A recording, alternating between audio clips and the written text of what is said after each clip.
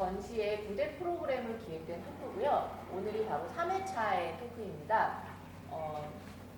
저희가 모던 패밀리라는 그 제목에 대해서 한번 미리 설명을 드렸는데요. 어린이를 위한 페미니즘이 원래 원제였는데 이 페미니즘이라는 단어가 공교육에서는 좀 교육 자료로서 활용되기에 여러 가지 논란이 있어서 저희가 그걸 살짝 피해가보자 모던 패밀리라고 짓게 됐어요. 하지만 그 의미에 대해서는 저희 나이 때에서는 페미니즘 이슈를 사회에서 맞지만 저희가 대상으로 한 어린이들은 가정에서 처음 페미니즘을 경험을 하게 되기 때문에요. 저희가 가정 내에서 이루어져야 할 페미니즘 교육에 대해서 얘기하는 게 좀 취지이기 때문에 정말 딱 떨어지는 제목이었어요.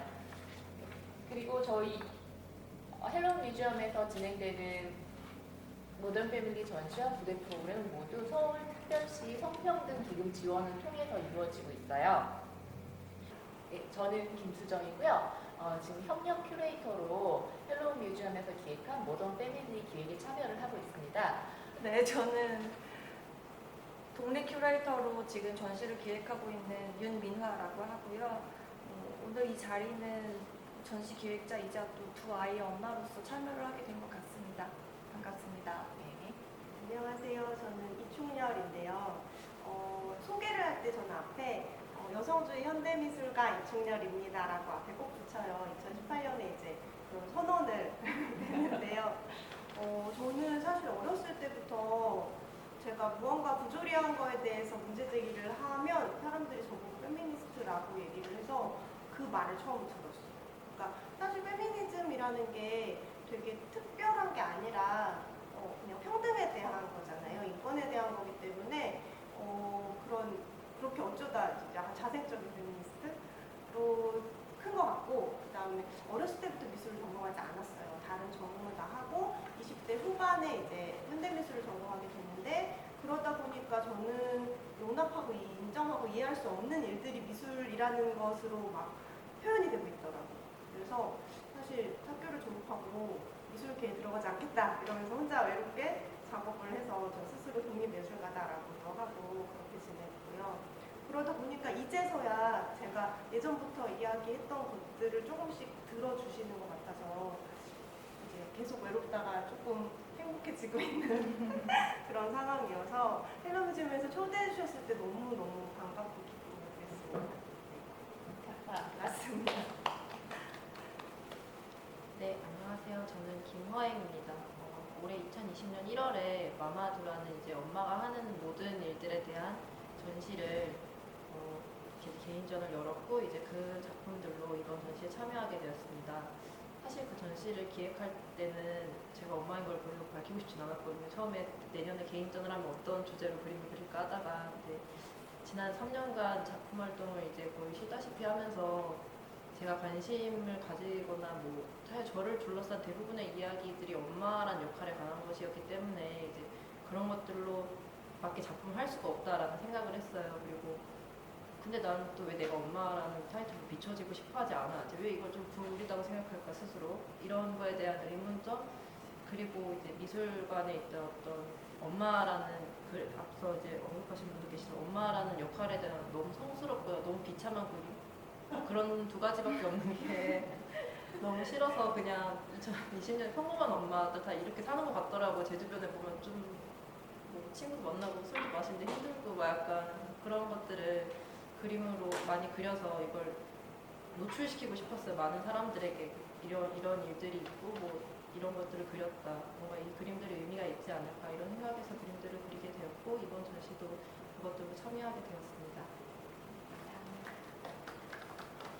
네, 저는 그 독립 큐레이터로 일을 하고 있는 천미림이라고 하고요. 주로 전시는 이제 프로젝트형 전시들을 위주로 많이 진행을 해오고 있습니다. 그래서 원래 저는 이제 미학을 전공하면서 이제 윤리학이랑 과학기술학을 같이 전공을 해가지고요. 윤리적인 측면이나 과학기술 측면에서 젠더 이슈에 대해서 좀 관심을 많이 가지고 있고요. 그리고 이제 예전에 한 2년 정도 작년에 끝난 프로젝트인데 한 2년 정도 이제 안바도 비디오라는 영상 전기 상영회 프로젝트를 친구들과 함께 진행을 했었는데 거기에서 좀 힘든 여성 작가들이나 페미니즘 이슈, 뭐 퀴어 이슈 같은 것들을 좀 소개하는 작업들을 많이 이렇게 좀 보여주는 프로젝트를 공동으로 진행을 했었습니다. 그리고 작년에 이제 부산 아트센터에서 부산 갤러리에서 장시아 작가님에 대한 기획을 하는 기획전을 또 거기 같은 큐레이터 분들하고 공동으로 진행하면서 이제 좀 다양한 페미니즘의 어떤 해석 방식들을 좀 같이 공부하는 계기들을 좀 가졌었고요. 관련해서 뭐 다른 이제 여성주의 관련한 전시나 뭐 이런 것들에 이제 리뷰나 뭐 글들을 좀 쓰면서 좀 지속적인 관심들을 가지고 있는데요. 오늘 이런 또 어린이를 위한 여성 이슈와 관련한 페미니즘 전시는 저도 이제 처음이고 굉장히 조심스러운 부분들이 많이 있는데요. 왜냐면은 이제 교육이라는 제도권 안에서 어떤 민감한 정치적인 뭐 사회적인 이슈들을 다룬다는 것이 얼마나 어려운 일인가를 항상 새삼스럽게 느끼고 있어서 그래서 굉장히 오늘 이야기들을 좀 많이 듣고 배워서 가겠습니다. 감사합니다. 감사합니다.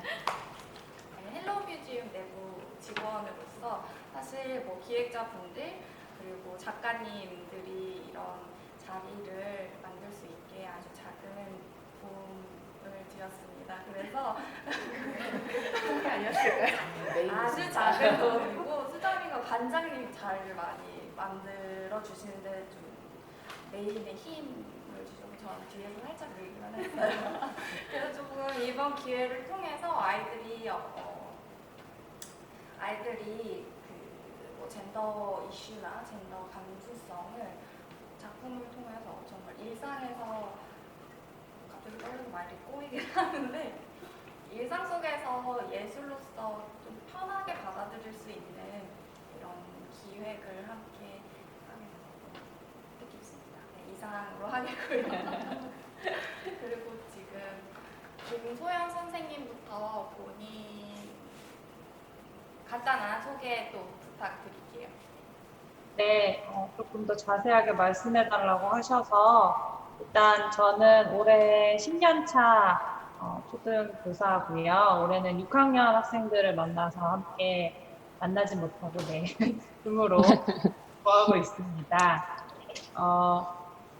초등성평등 연구에 활동을 한 지는 이제 3년이 조금 3년 차가 되었고요. 3년 차 초반이고요.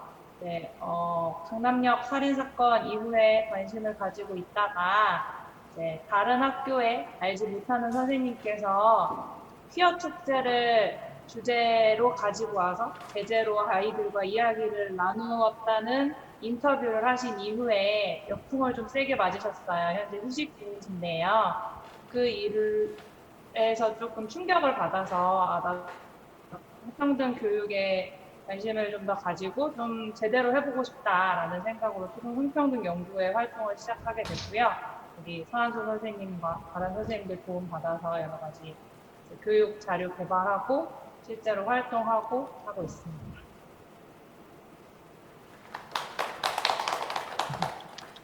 네, 다음은 이어서 서한수 선생님 소개 부탁드릴게요.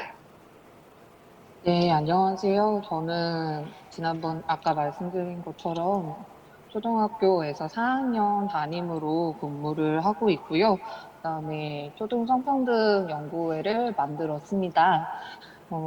사실 예술이나 이런 쪽이 페미니즘과 어떻게 만날 수 있을까 처음 이 기획을 들었을 때 그 부분이 굉장히 궁금했던 것 같아요.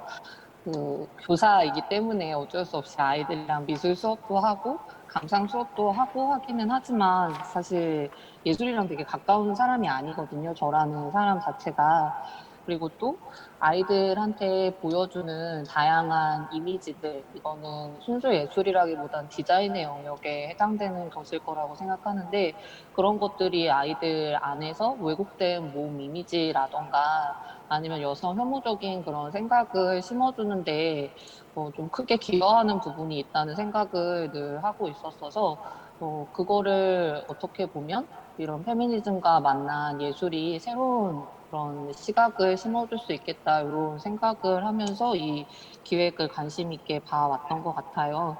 제가 초등 성평등 연구회를 만들게 된 계기는 김소연 선생님이 잘 설명을 해주신 것 같고요. 그다음에 여기 나온 것처럼 최근 윤미나 선생님이 말씀하신 나다움 어린이책 사건들 같은 것도 이전 같으면은 논쟁이 되는 것이 아니라 아마 한쪽이 강한 그런 반발에 밀려서 프로젝트 자체가 그냥 유야무야 사라졌을 수도 있는 상황이었는데 최근에는 이게 이제 그래도 논쟁이라는 게 되고 있잖아요. 다른 쪽의 의견들도 같이 나오고요. 그런 거 자체가 이제는 여러 가지 영역에서 어린이들을 위한 페미니즘 교육을 어떻게 어느 수위에 있어서 해야 되는가를 고민하는 사람들이 늘어난 건 아닐까라고 생각을 하게 되었어요. 그리고 그중에서는 당연히 예술과 관련된 교육도 중요한 부분을 차지하게 되겠죠. 그래서 사실 이 영상을 너무너무 기대하고 있습니다. 편집하면 저희 반 아이들한테도 보여주면서 같이 수업을 하는데 쓰고 싶다는 굉장히 강한 사심을 가지고 여기 함께 참여를 하게 되었는데요. 지금 벌써부터 좋은 이야기들 많이 들려주셔서 아이들이랑 또 얘기할 부분이 많이 기대가 되고 그렇네요. 끝입니다. 저는 주로 한 5살에서 9살 정도 되는 어린이들을 10년 동안 이제 계속 만나고 있어요. 근데 그 어린이들이 이제 자아를 막 만들어가는 과정에서 어떤 성별의 틀 안에서 충돌하는 부분들을 계속 봐왔고, 예를 들자면 정말 분홍색을 좋아하는 아이라든지 너무 활발하고 어떻게 보면은 그 거친 놀이를 좋아하는 여아라든지 이런 아이들이 미술관이라는 좀 더 자유로운 공간에 왔을 때 보여지는 특성들, 이런 것을 보면서 이런 페미니즘 이슈가 우리한테 이 어린이 미술관에서 한번 꼭 다뤄야 되겠다 생각을 했습니다. 그럼에도 불구하고 용기를 좀 못 내고 있었는데요. 그래서 그냥 저희가 뭐 선호색 연구라든지 남아 여아의 선호색 그 관계라든지 이런 부분들을 연구조사는 학술적으로 했어도 이렇게 어린이 미술관이라는 곳에서 어린이를 둘러싼 현실의 문제를 끄집어서 전시하는 데까지는 시간이 좀 걸렸던 것 같아요. 그러던 중에 학교에 있는 공교육 제도 안에서 교사분들이 만들어내는 여러 가지 그 연구의 성과물들, 활동들 이런 것들을 보면서 실제로 많은 용기를 내게 됐고요. 그리고 그러던 중에 이제 미투에서 With You 해서 이런 전반적인 사회적인 분위기가 조성이 되면서 한국 외에서는 예를 들자면 뭐 발티모어 뮤지엄 같은 곳에서는 2020년 모든 컬렉션을 여성 화가법만 소장을 한다라는 제도도 만들어지고요. 이렇게 그 여성 작가들에 대한 혹은 페미니즘에 대한 사회적인 관심이 굉장히 많은 공명을 일으키고 있는 시기라서 이런 시기적인 힘도 저희가 받은 것 같습니다. 미술관으로서 이 페미니즘과 관계된 부분에서는 두 가지 역할이 있다고 생각을 해요.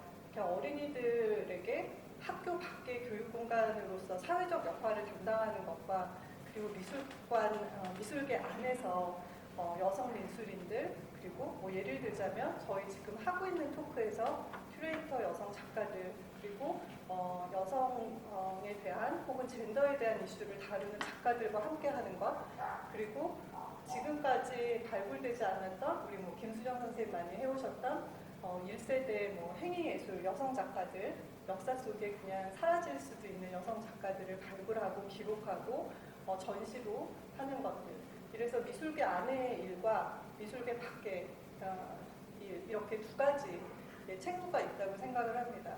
그래서 이 두 가지 어떤 것이 더 중요하다라기보다는 사실 첫 번째 일은 헬로 뮤지엄이 아닌 다른 미술관들에서도 많이 할 수 있는 것이라고 생각을 해요. 그런데 학교와 연장선 안에서 조기 젠더 교육, 젠더 감수성이라는 부분을 놓고 예술 안에서 예술과 함께 할 수 있는 일들을 학교 현장과 같이 연결해서 할 수 있는 일들을 꼭 헬로 뮤지엄이 시작을 해야 하는 일이라고 생각을 해서 사명감을 가지고 시작을 하게 됐습니다. 그럼 첫 번째 천미림 큐레이터님의 제가 여기 이제 토크에 참여를 이제 부탁을 이제 의뢰를 받고 그 다음에 이제 글을 먼저 갤러리 쪽으로 전달했는데 오늘은 이제 이 글은 아마 나중에라도 이제 뭐 보시는 분들이나 다른 분들이 자료로 보실 수 있을 거라고 기대를 하고 있어서 이제 글에 대한 그냥 제가 왜 이런 글들을 쓰게 됐는지 그리고 좀 어떤 생각들을 하고 있는지만 간략하게 말씀드리는 것으로 하겠습니다. 제가 이제 이 글의 기획을 그냥 간단하게 얘기해서 윤리학적인 관점에서 이 페미니즘 교육이라는 거를 어떻게 접근할 거냐 그리고 거기에 대해서 예술이 어떤 역할을 할 수 있을 것인가를 그래도 이제 전시의 일환으로 진행되는 토크이기 때문에 전시를 바탕으로 이야기를 좀 해보자, 전시를 좀 겸유해서 이야기를 해보자 하는 게 이제 목표였는데요. 제가 이 글의 제목으로 사용한 게 원래는 이 제목은 더 웨이 오브 더 뉴 월드지만 사실은 더 웨이 오브 더 월드라는 영어 표현이 있어요. 그게 이제 뭐 사전 같은 거 찾아보면 세상사라고 이야기를 주로 많이 하는데 사실은 이거는 이제 윤리학에서 좀 많이 쓰이는 표현으로 어떤 거냐면 내가 부당하다고 생각하고 이게 옳지 않다고 생각함에도 불구하고 사회에서 그것들이 마치 옳은 것처럼 여겨지는 것들을 이제 경험하게 되잖아요. 그런 경험들이 있을 때 그 경험이 사실은 뭐 지금 당장 픽스할 수는 없고 어쨌든 세상이 돌아가는 방식으로서 우리가 우선은 이해를 해야 된다라고 하는 그런 이제 윤리학이라는 거는 뭐 꼭 이렇게 착하게 살자 뭐 이걸 이렇게 해야 된다 이런 얘기가 아니라 사실은 사회가 어떤 방식으로 작동하는지에 대한 궁합과 좀 비슷하거든요. 그래서 그런 식의 표현이었는데요. 우리가 이제 페미니즘 관련해서 혹은 뭐 성인지감, 젠더 트러블 관련해서 우리가 요구받는 어떤 역할들이 사실 어떻게 보면은 굉장히 특정한 어떤 정당한 근거가 있는 그런 요구들은 아니라고 생각해요. 막상 내가 왜 그래야 하는데라고 반문했을 때는 그것들을 설명하지 못하면서 그럼에도 불구하고 나한테 굉장히 이제 파워 있게 뭔가 이걸 지켜야 된다고 이야기가 되는 것들 그런 것들이 특히 이제 여아들에게 굉장히 혹은 여성들에게 굉장히 많이 부여가 되고 있다고 생각을 했는데요.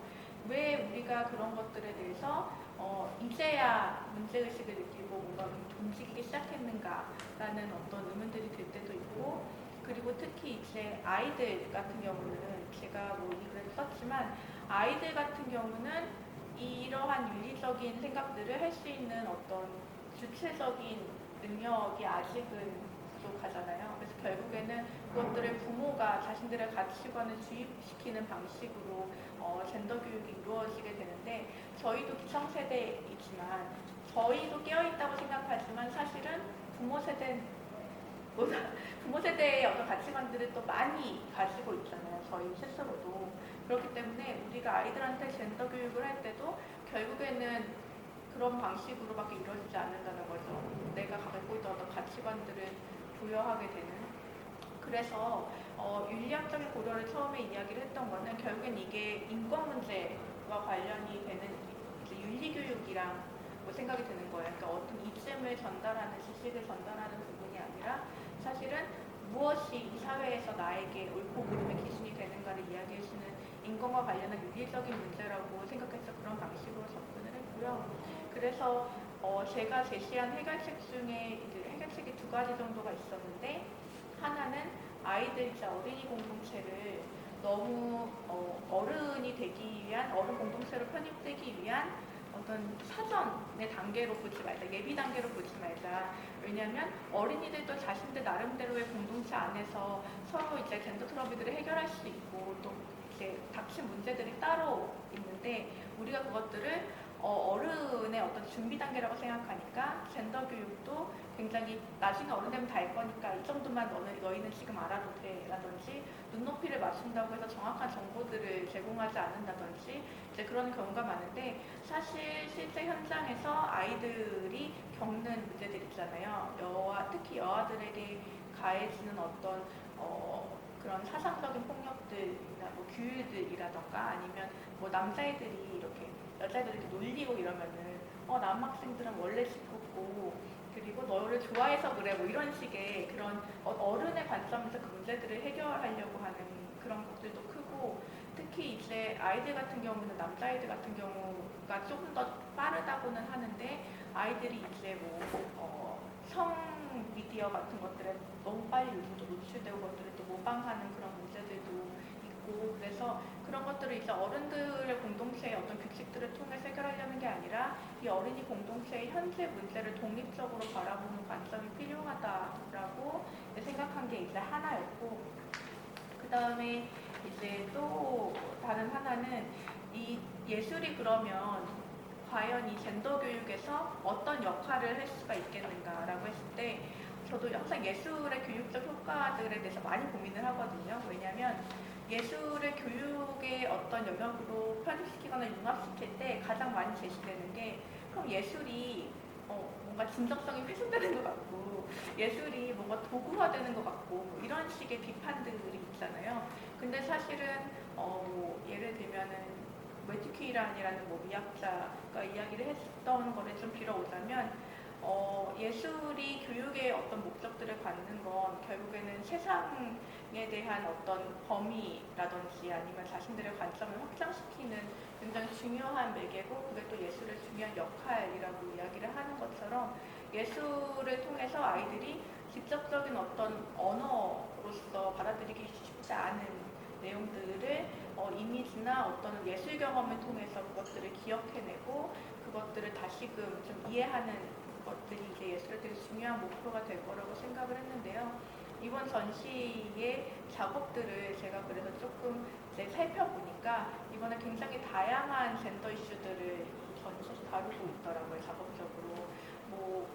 제가 글에다가는 자세하게 썼지만, 김용환 작가님 같은 경우도 퀴어와 관련한 이야기들을 하시잖아요. 그래서 퀴어와 관련한 굉장히 아이들이 좋아할 만한 그런 이미지, 알록달록한 이미지를 통해서 이야기도 하면서, 그러니까 가까이 다가가기도 하면서, 그걸 또 이제 카피레스트로 이제 전환해서 쓰겠다고 얘기를 하시더라고요. 그래서 아이들을 위한 어떤 사회적 활동들이 필요할 때 거기에 좀 이미지들로서 좀 공헌할 수 있는 부분들을 좀 잘 보여주셨다고 생각을 했고, 그리고 그런 교육의 목적들 중에 하나로 이제 장자 작가님 같은 경우도 우리가 직업관을 생각하는 것들에 대해서 좀 아이들한테 세상에 이런 것도 있어? 내가 이런 걸 놓쳤네라는 것들을 좀 각인시킬 수 있는 이미지였다고 생각해요. 왜냐하면 저도 그 영상을 보면서 저도 마음속으로 그것들을 그려봤는데, 생각보다 나는 절대 그런 걸 휘둘리지 말아야지 하고 보면서도 사실 휘둘리고 있더라고요. 어떤 것들을 100% 다 맞추진 못하더라고요, 저조차도.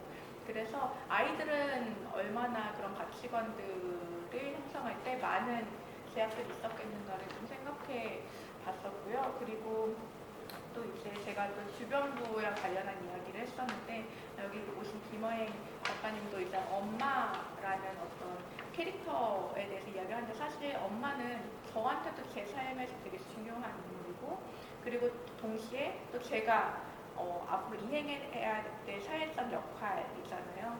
근데 사실 사회에서 엄마에게 요구하는, 그리고 출산과 양육에 대한 굉장히 낭만성이나 아니면은 되게 정보 누락 같은 것들이 사회에서 있는데, 이따가 김호영 작가님께서 또 자세하게 설명을 해주시겠지만, 이런 엄마라는 어떤 롤, 나에게 가까이 있고 나의 어떻게 보면 미래가 될 수 있는 롤에 대해서 그런 것들을 좀 다시금 환기시킬 수 있는 작업들은 굉장히 유쾌한 작업이라고 생각을 해요. 굉장히 필요한 작업이라고 생각을 하고 있고요. 그리고 이제 류진아 작가님이 그 여성 롤모델을 표상으로 그린 것들도 사실은 되게, 저희도 미인전 세트를 이렇게 어렸을 때 사면 여성 모델들은 진짜 몇 명 되지가 않잖아요. 그리고 그들조차도 순살가 같은 경우도 현모양처라는 게 굉장히 강조된 그런 모델이었는데, 우리가 여성으로서 역사 속에서 성취한 인물들에 대해서 다시금 헌화의 방식으로 조망하는 것들이 얼마나 필요한 일인가, 이런 것들도 이제 아이들이 보면서 나도 저런 인물이 되어야지라고 생각할 수 있는 그런 좀 생각의 전환들이 많이 있었던 것 같고요. 그 다음에 이제 마지막으로 제가 이제 흑표범 작가님하고 이준현 작가님 작업을 이제 생각했는데, 그 두 분의 작업이 저는 어떻게 보면은 좀 굉장히 실험적이라고 생각을 했어요. 굉장히, 왜냐면 지금 기성세대가 어떤 방식으로 젠더 트러블을 해결하기 위해서 저항하는가를 보여줌으로써 아이들의 미래에 대한 어떤 준비를 해줄 수 있는, 그리고 사회가 변화하는 방식들을 굉장히 직접적으로 도모해줄 수 있는 것들을 이제 보여준다고 생각을 했거든요. 그래서 이게 작업이 어떻게 보면은 딱 봤을 때는 아이들이 생각했을 때 이게 뭘까 하고 100% 이렇게 딱 직접적으로 이해가 안 될 수도 있어요. 왜 어른들이 저런 일들을 해결하고자 하지? 왜 저런 표현들을 통해서 뭘 얘기하고 싶어 하지? 라는 것들이 아이들이 직접적으로 이해할 수는 없지만 적어도 그것들을 저항하는 것들을 보여주는 태도가 저는 굉장히 그 시도가 되게 중요하다고 생각을 했거든요. 그래서 이제 전체적으로 이번 전시에서 보여준 작업들이 굉장히 다양한 부분의 젠더 이슈들을 좀 골고루 잘 다뤘다는 점이 저는 굉장히 좋았고, 이것들이 이제 아까 관장님께서도 얘기하셨던 이 전시장과 오랜 시간 전시장에서 가져왔던 이념이나 전시의 어떤 목표들과 잘 어우러졌다고 생각을 해요. 그래서 이런 방식으로 예술을 매개로 해서 어떤 당연히 오늘은 성인지와 관련한 얘기지만, 성인지 감성과 관련한 얘기지만, 다양한 어린이 교육에서 예술이 어떤 기여를 할 수 있다면 그건 되게 좋은 일이라고 생각합니다. 네, 저는 여기까지 감사합니다. 네, 그러면 바로 이어서 네. 윤미나 큐레이터님의 발표를 듣고 저희 질의응답 토론을 진행하도록 하겠습니다. 그럼 윤미나 큐레이터님, 2020년 나다운 어린이 책 관련 이슈로 본 기성세대 양육자의 성인지 감수성 문제에 관해 발표해 주시겠습니다. 네, 안녕하세요. 저는 사실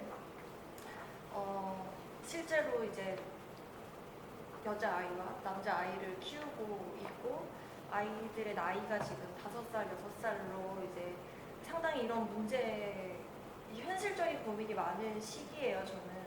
그러니까 이게 뭐 어떤 이론이나 예술을 경유하지 않아도 이미 충분히 저에게는 되게 현실적으로 다가오는 문제들이기 때문에 제안을 받았을 때 도대체 어디서부터 어디까지 얘기를 해야 되지라는 생각이 들 정도로 상당히 저한테는 요즘에 한창 예민하게 생각하고 있는 주제거든요.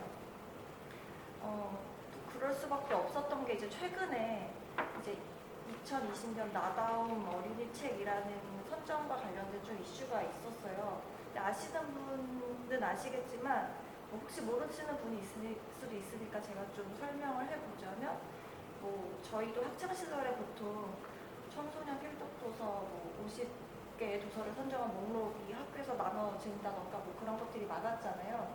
근데 그런 게 이제 어린이를 상대로도 아직도 이제 이루어지고 있다는 걸 이제 저도 이제 알았죠. 이제 아이를 키우면서.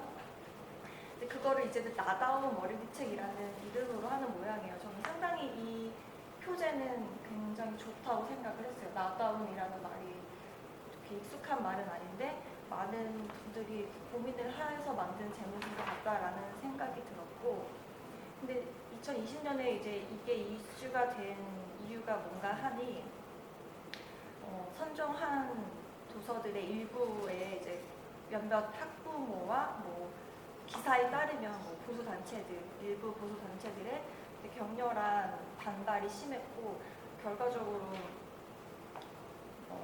선정이 이제 철회가 되는 걸로 결과가 됐죠. 저도 이제 주변 엄마로부터 어느 날 이제 카카오톡 링크를 받았는데 청와대 청원 링크를 받았어요. 그래서 이게 뭐지 하고 들어가 보니까 이 도서들이 되게 문제적이기 때문에 회수를 해야 한다라는 청와대 청원이 있었더라고요.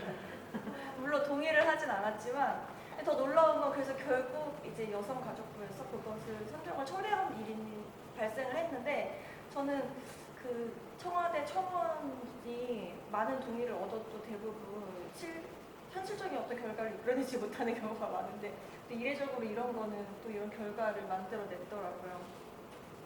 그래서 이거를 이렇게 저는 페미니즘을 공부한 사람으로서 또 보게 되고, 또 한 아이 둘을 키우는 엄마로서도 보게 되고, 또 주변 엄마들의 반응을 보면서도 이제 여러 층위의 감각이 저한테는 오는데, 너무 이 간극이 큰 거죠. 이렇게 어떤 젠더 이슈에 대해서 조금이라도 생각을 하고 있는 사람과 전혀 그렇지 않은 사람의 간극이 크고, 그런 기성세대 양육자의 어떤 태도에 따라서 가정 내에서의 페미니즘이 그러니까 격차가 굉장히 클 수 있다라는 것을 저도 되게 피부로 느끼고 있고, 그래서 좀 사실 제목이 다예요. 이 이슈로 우리 기성세대 양육자에게 성인지 감수성 문제가 있다. 이게 제가 하고 싶은 말이고, 이거를 적어도 문제가 있음을 우리가 좀 인지해야 하지 않을까. 너무 당연하게 서로의 동의를 구하며 이제 청와대 청원까지 갈 문제가 아니라는 것을 누군가는 좀 이렇게 기껍게 얘기를 해야 되는데, 여기서는 이런 얘기를 하는 게 상당히 자연스럽지만 다른 엄마들과 함께 모였을 때 저도 사실 이렇게 좀 입에 지푸를 닫게 되는 그런 분위기들이 있긴 있거든요. 그래서 사실 헬로 뮤지엄이라는 곳에서 어린이를 대상으로 하는 전시를 하는 기관에서 이런 이슈를 가지고 전시를 한다는 거는 좀 고무적인 일이기도 한 것 같아요. 뭐 어떤 파급 효과까지 막 계산하지 않더라도 적어도 이런 이슈에 대해서 뭐 귀가 밝은 어떤 이제 양육자라면은 들을 것이고, 그것들로 인해서 적어도 자기의 양육 태도에 조금이라도 변화가 생긴다면 되게 긍정적일 거라고 생각이 드는데, 뭐 좀 더 면면을 살펴보자면 좀 대표적으로 이 나다움 어린이책 도서 선정에서 문제가 됐던 책이 아기는 어떻게 태어날까? 아기는 어떻게 태어날까라는 제목의 책이에요. 근데 저는 그래서 궁금해서 이 책을 샀어요. 사서 이제 보기도 하고 그랬는데, 무엇이 문제고 하니 사실적인 신체 기관의 표현이 문제인 거고, 사실적인 성관계의 묘사가 이제 문제인 거라고 이제 그것을 반대하는 책에서는 주장을 하는 것 같더라고요. 그래서 저는 상당히 이 기성세대 양육자가 신체 기관의 어떤 용어조차도 사실적으로 말하는 것조차도 꺼려하는 것에 대해서 좀 우리가 좀 얘기를 해야 되지 않을까 하는 생각이 들었고, 단지 뭐 여자는 분홍색, 남자는 파란색으로 전형화된 어떤 색깔을 저항하는 것도 중요하지만 진짜 좀 현실적인 이야기를 좀 풀어놓는 자리도 필요하다라는 생각이 들었어요. 우리가 뭐 귀라는 신체 기관이 하는 일에 대해서 상당히 자연스럽게 말을 하듯이 우리의 성기에 대해서도 자연스럽게 말을 해야 되고, 근데 그것이 가정 내에서부터 이루어져야 아이들이 자기 자신을 있는 그대로 보고 다른 이제 젠더를 갖고 있는 섹슈얼리티를 갖고 있는 상대를 또 존중하고 받아들이게 되고, 그런 것에서 출발을 해야 너가 뭘 좋아하는구나, 너는 어떤 것을 뭐 하고 싶어하는 아이구나, 너는 나와는 이런 점이 다르구나, 이런 것들이 논의가 발전될 수 있는데, 아직 좀 그런 근본적인 얘기가 망설여지는 분위기다 보니 어떻게 보면 더 넓은 영역의 것들, 서로의 어떤 취향의 존중의 문제는 사실 더 나아간 얘기거든요. 그것을 바로 얘기하는 게 앞뒤가 맞지 않는다라는 생각이 들었어요. 그래서 결국엔 우리 아이들을 위해서 우리가 좀 더 평등한 어떤 젠더를 얘기하고 다양성을 얘기하고 그리고 서로를 존중하고 인정하는 곳에서 얘기를 하려면 우리 기성세대 양육자가 많이 바뀌어야 한다. 그리고 이런 뭐 예술적인 영역에서의 실천이 어린이를 상대로 하는 것도 중요하지만 그 어린이를 경유할 때 당연히 이제 경유하게 되는 양육자를 위한 어떤 학습 툴이라든가 시스템이 필요하다라는 생각이 들더라고요. 저도 이제 어렸을 때 미술관 같은 데를 가서 체험학습 같은 걸 많이 했는데, 보통 이제 그것들은 아이들을 상대로 하는 체험학습이고, 그거를 통해서 뭔가 좀 더 다른 생각을 하게 되더라도 가장 나와 가깝게 있는 나의 엄마, 아빠와 그 얘기를 나누지 못하게 된다면은 상당한 벽이 생기고, 이제 거기서 가정 내에 불화도 생기는 것이고 등등. 그렇기 때문에 어떻게 하면 저는 결국엔 집에서 아이들을 가장 가까이서 만나는 사람들에게 어떤 이슈가 될 수 있을지를 고민하는 것도 되게 필요하다라는 생각이 들었어요. 그래서 이제 최근에 이런 나다움 어린이집 이슈에 관련한 이제 저의 생각과 그리고 기사의 일부 이런 것들이 이제 팩트로 지금 전해지고 있다라는 것들을 좀 적은 글을 썼고, 그리고 뭐 실제로 이제 이거를 이제 좀 조사를 하는 과정에서 다른 기사들을 좀 찾아보다 보니까 상당히 이제 문제적이라고 여겨지는 기사들도 많이 봤는데, 뭐 이를테면 어떤 기사의 이름에 따르면 제가 어떤 기사인지는 정확히 이제 글에는 적었지만 실제로 뭐 한 초등학교 선생님이 학교 도서관에 있는 책을 조사를 했대요. 아이들과 함께. 그래서 여자 주인공과 남자 주인공의 수를 조사를 했더니 74%가량이 남자 주인공인 거죠. 그리고 뭐 당연히 서사에서도 남성은 여성의 서사로 그려지고, 여자는 같은 서사에 있음에도 불구하고 주변적이고 대상적인 이제 캐릭터로 그려지는데, 이게 뭐 단지 뭐 이랬다더라라고 하고 치부될 수가 없는 게, 저는 실제로 아이들과 TV를 보면은 기어다닐 무렵부터 아이들이 뽀로로라는 걸 봐요. 뽀로로부터도 루피는 계속 요리를 해요. 계속 치마를 입고 있고, 거기가 이제 뭐 굉장히 추운 지역을 배경인데도 불구하고 항상 치마를 입고 뽀로로와 다른 친구들을 위해서 요리를 하고 주변을 맴돌고 도움을 주는 역할로 이제 한정이 되는데, 저는 그게 너무 싫은 거죠. 근데 아이들은 또 이제 시선이 가니까 계속 그것을 보여달라고 하고, 거기서 이미 이제 선택지에서 어떤 벽이 생기는 거예요. 다양한 선택지가 없는 거죠. 근데 좀 더 고민을 하고 생각을 하고 리서치를 해서 뭔가 이런 젠더에 대해서 좀 균등한 생각을 가진 캐릭터가 등장하는 만화를 찾아서 보여주면 애들은 싫어하고 뭐 그런 식의 이제 일들이 반복이 되고, 결국에는 저희 아이는 뭐 공주 시대를 겪으면서 온갖 이제 디즈니 공주들의 옷들을 입는 시기를 보내기도 했는데, 참 이렇게 그것을 또 막 그러지 말라고 할 수는 없잖아요. 또 그때 어떤 취향이기도 하고 그것을 발현하는 것도 자기 그 발달 과정에서 중요하긴 한데, 여전히 나도 초등학교 때 디즈니 공주 서사를 봤는데 내 아이도 여전히 그걸 보고 있다는 게 상당히 이제 좀 참담하고, 결국엔 아이들이 보는 컨텐츠, 아이들이 보는 전형적인 여자 이미지, 남자 이미지를 그 컨텐츠를 만드는 거는 어른이잖아요. 그래서 우리가 뭔가 이렇게 변화를 하려면 우리 세대부터 좀 바뀌어야 되지 않나. 이런 게 문제가 있다라는 것은 좀 적극적으로 서로 이렇게 알리고 좀 경종을 울릴 수 있는 일들이 필요하지 않나라는 생각을 하게 됐습니다. 저는 실제로 집에서 장지아 작가님 영상 작품을 틀어놓고 아이한테 이제 그려보라고 했어요. 그 첫 번째로 묘사된 것이 그 건투를 하는 인물인데, 당연히 저희 아이는 머리를 따은 여자로 그리더라고요. 단지 샌드백이 뭔지 몰라서 이제 그 정도만 제가 도와준 정도에 그쳤는데, 그걸 보니까 되게 막 가슴이 되게 뭉클했어요. 우리가 전형적으로 생각하는 건투 선수는 당연히 남자인데, 이 아이에게는 머리를 따은 여자 친구가 건투를 하고 있는 모습을 그리는구나라고 생각을 하면서, 부디 이런 아이의 어떤 본연의 이미지를 우리가 전형적인 어떤 이미지들로 좀 가로막지 않았으면 좋겠다라는 생각을 하게 되더라고요.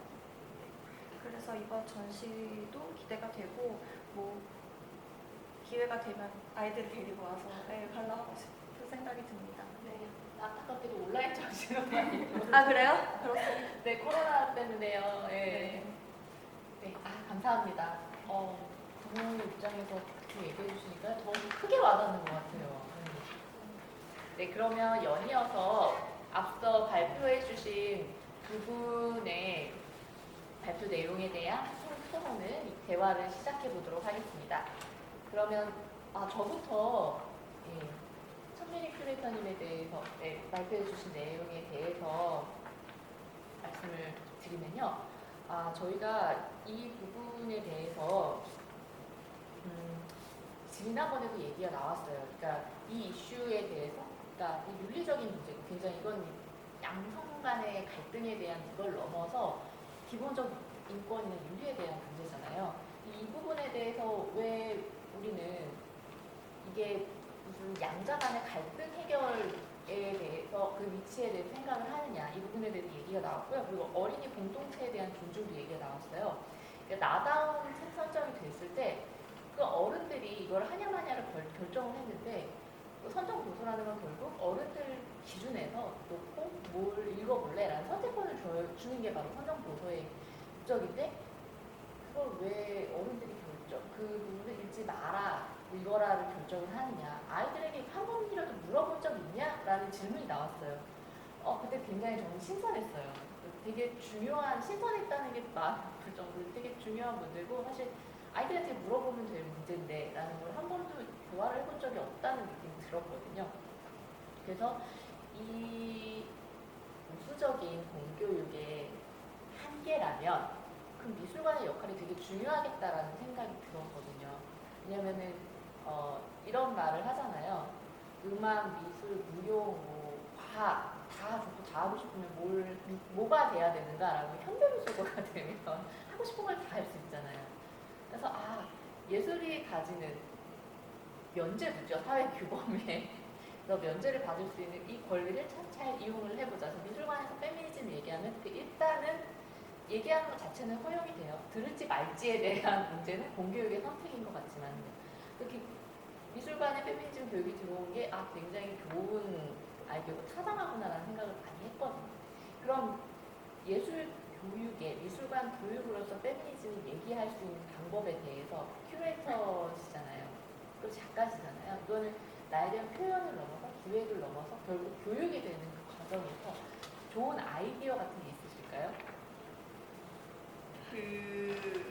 이제 예술교육에서 이제 페미니즘을 이야기를 할 때, 그리고 공교육에서 페미니즘 얘기를 하는 거에 대해서 조금 간략하게 생각을 말씀을 드리자면, 저는 모든 교육은 공교육과 사교육이 나눠져 있는 게 아니라고 생각을 하거든요. 공교육이 있으면 그거는 정말 제도권 안에서 이야기가 되는 거지만, 결국에는 부수적으로 우리가 문화생활을 체험을 한다든지, 왜 그런 것들을 학교에서도 권장을 하잖아요. 그런 방식으로 외부에서 내가 공교육 외의 어떤 지식들도 함께 습득하는 것이 교육의 원래 굉장히 중요한 협력관계라고 생각을 하는데요. 아까 말씀드린 것처럼 이 어린이 공동체와 관련해서 윤리적인 이슈의 가장 중요한, 그러니까 우리가 강구하고 있는 것 중에 하나는 뭐냐면, 페미니즘이라는 게 제가 우리가 흔히 이제 여성과 관련한 이슈들이라고 생각을 하지만, 사실은 여성과 소수자와 어린아이를 다 포함하는 개념이거든요. 우리가 뭔가 그들을 계몽시켜야 하고, 그들의 부족함을 인정해주면서 이제 뭔가를 이렇게 도움을 줘야 된다는 생각 자체가 차별이다. 그래서 우리가 어린아이들에 대해서 아까 말씀해 주신 것처럼 본인들이 선택할 수 있는데, 충분히 아이들 눈높이에만 잘 맞춰서 제안을 해주면 아이들도 주체적으로 자신들이 선택할 수 있는 기회를 가져야 하는데, 우리는 그것들을 도와줘야 된다고 생각을 하는 거죠. 내가 다, 그러니까 흔히 얘기하는 표현으로 떠먹여줘야 된다고 생각을 하는 거죠. 그러다 보니까 아까 말씀해 주신 것처럼 예술을 경유하는 교육들에 관해서도 우리가 아이들이 어떻게 느낄지 생각도 안 해보고, 이건 애들한테 너무 충격적일 것 같은데, 혹은 이건 교육상 좋지 않을 것 같은데, 이런 식으로 검열을 하게 되는 거예요. 근데 적어도 우리가 물론 너무 혁신적인 것들을 보여주는 당연히 합의가 필요하겠지만, 적어도 이 예술관이라는 공간 안에서는 표현의 자유라는 것들을 좀 잘 이용한다는 표현이 좀 웃기긴 하지만, 잘 얘기해서 아이들이 선취할 수 있는 범위들, 제한들을 정말 많이 보여주는 게 중요하다고 생각이 들어요. 그러니까 우리가 딱 정해서 이걸 정한 것들을 내어주는 게 아니라, 이 예술이라는 플랫폼 위에서 아이들이 선택할 수 있는 선택지들을 많이 넓혀주는 게 사실은 이 전시나 예술관 교육의 좀 중요한 역할이 되지 않을까.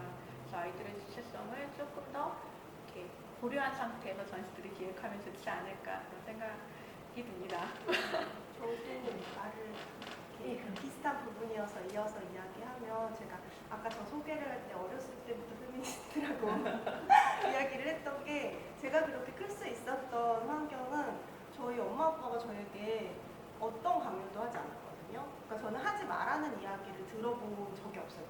공부를 해라라는 이야기를 들어본 적이 없어요. 대신에 질문을 하겠어요. 그러니까 네가 원하는 건 뭐니?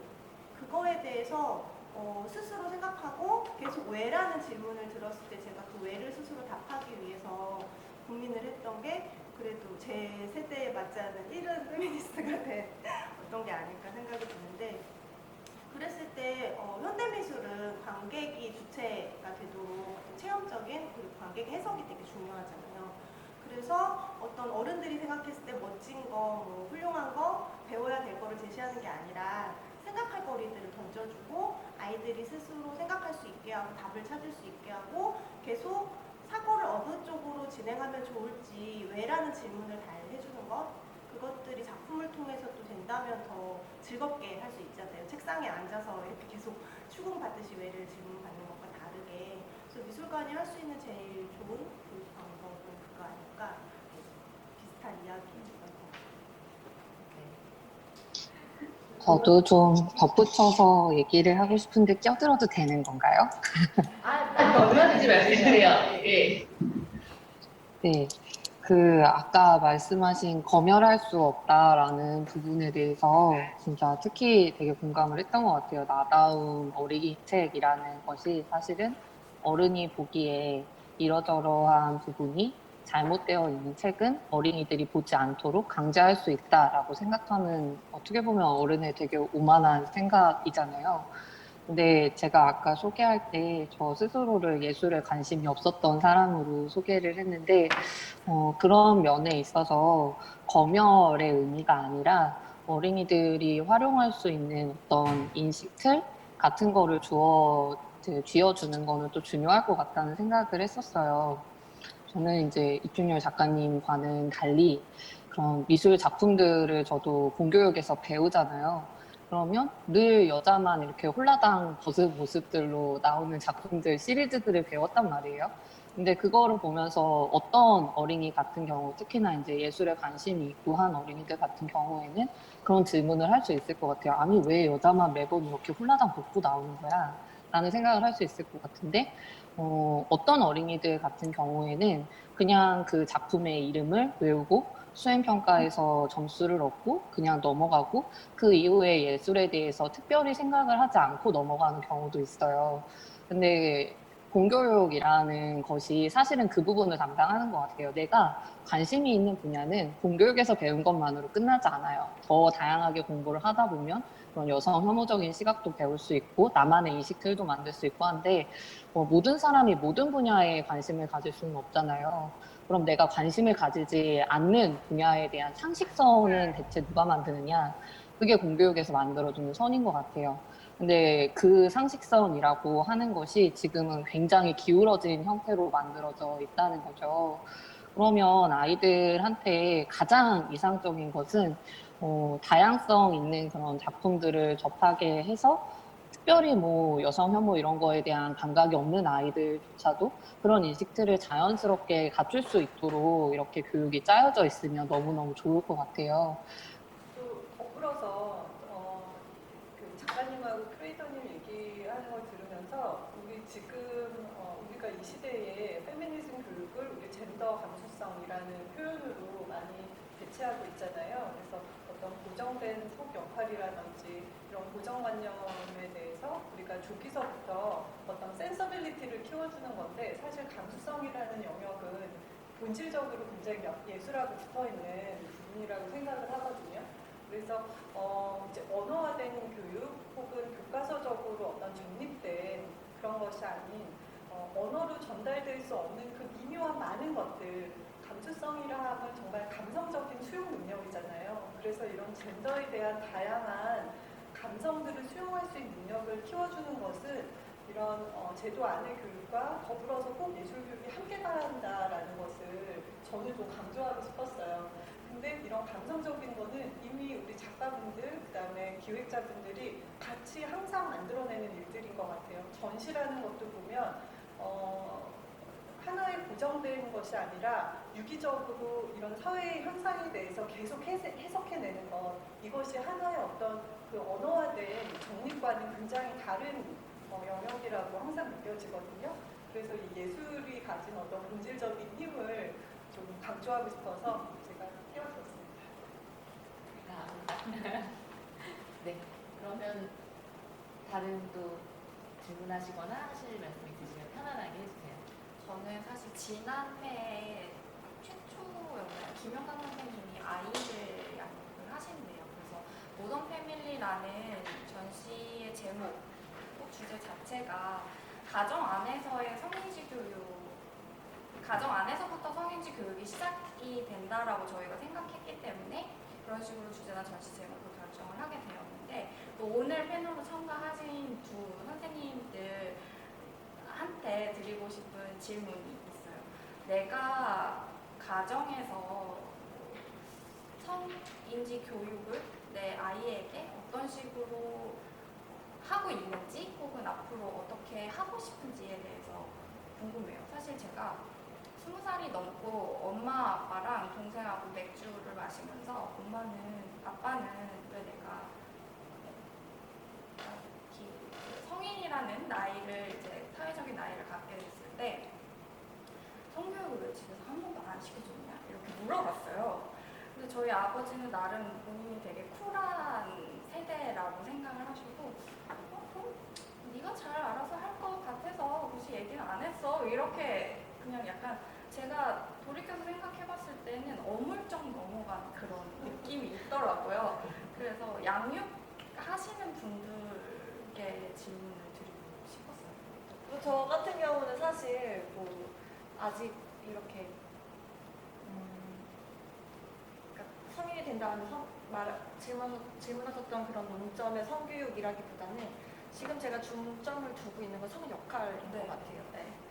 그래서 계속해서 저도 뭔가 할 일이 있다는 걸 어필하고 엄마가 만든 전시라고 이제 계속 아이들도 함께 이제 제가 하고 있는 일에 대해서 이해를 하도록 이제 좀 접근을 하는 편이고, 그리고 무엇보다도 실제로 이제 저보다 이제 저희 신랑이 더 요리를 좋아하고 잘하는 편이라 주말에는 거의 이제 신랑한테 좀 요리를 하기를 부탁을 하고, 저는 잘 안 하죠. 뭐 그런 식으로 그냥 굳이 어떤 목표를 갖고 이렇게 교육을 하자라기보다는 좀 일상적으로 자연스럽게 아빠의 역할이 이렇고 뭐 나의 역할이 이런 것을 굳이 뭐 우리가 막 어떤 전형적인 엄마와 아빠의 역할을 우리가 일부러 비틀고 있어라고 이렇게 강조하기보다는 좀 자연스럽게 아빠는 당연히 나가서 일을 하지만 또 주말에는 요리도 할 수 있는 사람, 엄마는 주로 집에 있지만 또 바쁠 때 나가서 일하는 사람이고 글을 쓰는 사람이고, 엄마는 뭐 이럴 때는 뭐 이런 식의 뭐 일을 하는데 아빠는 이런 일은 뭐 이런 식으로 하는 거, 뭐 우리의 어떤 가장 일상적인 것들을 좀 이렇게 드러내는 방식에 있어서 네, 자연스럽게 그러니까 좀 성 역할을 다르게 좀 인지할 수 있게 하려고 하는 것 같아요. 저희 아이는 아직 유아 단계거든요. 한 4살이라서 사실 저도, 근데 미나 씨 아까 말씀하시는 걸 들으면서 되게 속으로 반성했던 게, 제가 아이한테 성기를 뭐라고 지칭했는지 모르겠는 거예요. 시키거나 할 때 이제 그 성기로 뭔가 지칭할 일이 있긴 하거든요. 기저귀를 갈 때나. 근데 그렇게 아직도 4년째 못하고 있어요. 뭐 없는 것처럼 마치 있는데, 근데 남자아이를 양육하는 이제 부모님들은 자연스럽게 이제 얘기하잖아요. 맞아요. 그 부분에서 뭐 이렇게 하더라고요. 근데 저는 아직도 아이가 분명히 얘도 이제 슬슬 궁금한 것 같아요. 왜냐면 이제 배변 교육도 해야 되고, 그러니까 뭐 그런 것 차이도 알려줘야 될 것 같은 저도 이제 양육자로서 느끼는데 너무 당혹스러운 거예요. 근데 저도 처음에는 되게 좀 혼란스러웠던 게 아무래도 이제 저 또한 중학교 때 가정이라는 수업이 있었고 남자애들은 기술이라는 수업이 있었고 분리돼서 받았고 막 순결교육 그런 것도 받았던 세대예요. 되게 갑자기 나이가 밝아지는 것 같지만 그래서 아까 저도 그게 저의 무의식에 있기 때문에 약간 그런 걸 말할 때 당황하게 되고 망설이게 되고 약간 좀 금기시하게 되는 것도 있는데 그래서 저도 약간 좀 인생의 모토가 좀 이론에 되게 많이 기대는 게 제 인생의 모토라서 많이 찾아봐요, 책 같은 걸. 이럴 때 전문가들이 어떤 책을 통해서 어떤 얘기를 했는지 그래서는 이제 뭔가 이거를 어떤 그런 성계의 이름을 말하는 거에 있어서 금기시하는 분위기를 내면 안 된다 뭐 이렇게 써있어요. 밑줄 긋고 그래. 되게 자연스럽게 아무렇지도 않게 마치 그냥 뭐 코를 풀어 이렇게 말하듯이 아주 자연스럽게 말하고 넘어가야지 하고 좀 약간 혼자 생각을 해보고 그런 편인 것 같아요. 제가 아직 그 문제를 너무 요새 되게 고민하고 있거든요. 다른 이제 그래서 주변 엄마들을 참고해 보니까 이상한 이름으로 부르더라고요. 미미, 소중이. 그래서 약간 물론 이해가 되는데 그러고 싶지 않은 거예요. 근데 사실 그분들은 그래도 그렇게 그 존재를 확인시켜줬는데 저는 사실 존재조차 지금 알려주지 않는 거잖아요. 제가 더 나쁘다는 생각이 드는 거예요. 아니 근데 좀 더 크면 물어봐요. 그렇겠죠. 근데 우리 딸만 아직 그 존재를 모르는 것 같아요. 친구들 중에. 이 토크를 하면서 스스로를 좀 돌아보게 되네요. 아까 그 말씀하신 성기를 지칭하는 여러 가지 명칭들을 아이들 앞에서 입에 담는 게 되게 당혹스럽고 이런 거 저도 성교육을 하는 교사 입장에서 너무 공감이 되는 말인 것 같아요. 근데 또 이제 연수 같은 거 들으러 가면 또 책 같은 거 찾아보면 그런 단어들을 언급을 할 때 음경, 음순, 자지, 고지 이런 단어를 언급을 할 때 그런 보호자나 교사의 애티튜드, 그러니까 표정이라던가 뭐 말투라던가 이런 것부터가 아이들한테 영향을 끼친다라고 적혀 있잖아요. 어떻게 해야 되냐. 내가 성교육을 하기는 해야 되는데 그 아이들 앞에서 특히나 이제 고학년 아이들이면은 사실은 이제 남자아이들 같은 경우에는 교사가 그런 말을 하는 것에 대해서 여성으로서 수치심을 느끼게끔 반응을 보일 수도 있는 나이대의 아이들이기 때문에 어떻게 해야 되지? 내가 수치심을 안 보여야 돼. 근데 말하기가 수치스러워. 그러면은 성교육 못하는 건가? 이렇게 생각을 하게 된 적도 있었어요. 근데 그 생각이 바뀌었던 게 지금 우리가 서로 연대하는 여성들한테는 이런 고민을 풀어놓잖아요. 동료 시민으로서 이런 고민이 있어. 성교육할 때 이런 단어를 정확하게 사용하는 게 되게 중요하다라는 내용을 배웠는데 정작 성교육을 하려고 생각을 해보니까 말할 때 내 얼굴이 빨개질 것 같고 당황스러울 것 같고 그런 게 고민이 돼를 동료 시민한테 말하잖아요. 그러면 어린이도 저랑 동시대를 살아가는 동료 시민이잖아요. 그러면 어린이들한테 그 이야기를 하고 시작하는 게 전 되게 도움이 된다고 생각을 해요. 선생님이 성교육을 하려고 한다. 성교육을 할 때 이런 몸의 여러 가지 부위에 대해서 정확한 명칭을 이야기하는 게 되게 중요하다고 선생님이 배웠다. 왜 그러냐 하면 이제 소중한 부분이라고 얘기를 하면 그런 일 절대 있어서는 안 되겠지만 만약 네가 성폭력을 당했을 때 어떤 부분을 누가 만졌는지 이런 것들에 대해서 서술을 정확하게 해야 범죄자를 더 강력하게 처벌할 수 있는데 그때 네가 사용할 수 있는 용어가 없을 거 아니냐. 그러니까 선생님이 너희한테 정확하게 그런 명칭을 알려주는 게 중요하다고 한다. 근데 문제가 있다. 선생님이 성교육을 받아본 적이 없다. 그러다 보니까 여러분도 지금 자지, 고지 이런 거 얘기하면 막 얼굴 빨개지고 막 이렇게 되고 너무 쑥스럽고 창피하고 이러지 않느냐. 선생님도 그렇다. 근데 이거를 몸의 한 부분이라고 생각하고 우리가 이런 얘기를 할 때 선생님의 얼굴이 붉어지더라도 그거에 대해서 서로 생각하지 않도록 하고 서로 으으 막 이런 이상한 반응 보이지 않기로 하고 마치 팔꿈치를 얘기한 것처럼 코를 얘기한 것처럼 그렇게 우리 약속을 하고 시작하도록 하자. 선생님께서 말씀하신 이야기들 너무너무 공감하고 저는 동료 시민이라는 단어가 되게 중요하다고 생각을 해요. 그러니까 우리가라는 말을 쓸 때 고민을 저는 항상 하는데 정상성이 있는 거죠.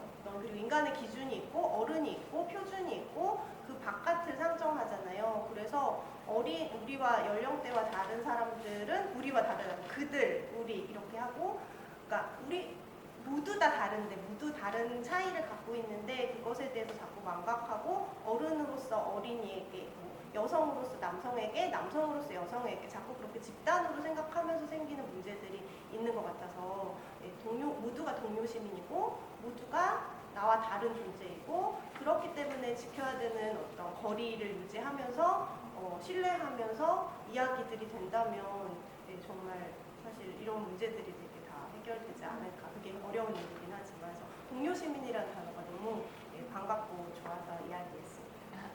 네, 감사합니다.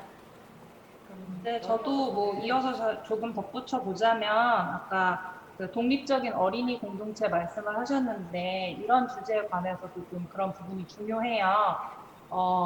주변에 가까운 양육자나 선생님이 이런 이야기를 먼저 해주면 어린이 공동체 안에서도 이런 단어, 성적인 관련 단어들을 이야기하는 게 이제 터부시 되지 않고 다른 신체 기관을 이야기하는 것과 비슷한 분위기로 진행이 될 수 있는데 이게 되지 않은 상태에서 뭐 초등학교 중고학년 어린이들이 이미 인터넷 루트를 통해서 성적인 단어와 지식들을 습득했고 그거를 이제 자기 또래 집단 안에서 이야기를 나눌 때는 좀 음험한 이야기를 나누는 것처럼 되는 게 생기는 거죠. 그걸 막기 위해서는 가정에서도 교실에서도 선생님과 양육자들이 먼저 이야기를 해서 이게 부끄러운 게 아니고 숨겨야 되는 게 아니고 드러내놓고 우리가 당당하게 정확한 용어로 이야기를 할 수 있어야 한다는 거를 먼저 가르쳐줘야 어린이들 사이에서도 그런 게 자연스럽게 이루어지는 것 같고 아까 이제 당신 자녀를 기르실 때는 성역할 관련해서는 조금 더 신경 써서 가르치게 되는데 성교육은 좀